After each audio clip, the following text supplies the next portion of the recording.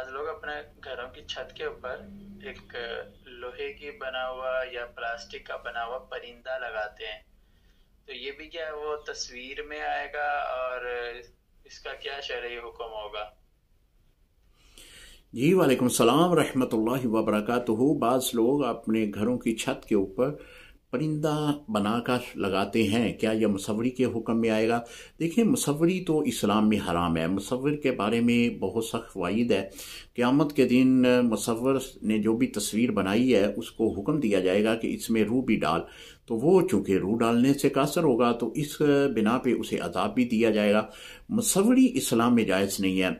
ये भी मुसव्वरी के हुक्म में है कि एक परिंदे का बुत बनाकर जो है वो अपने घरों के ऊपर लगा देना या किसी जगह में भी उसे लगा देना कि ये खूबसूरती नजर आए।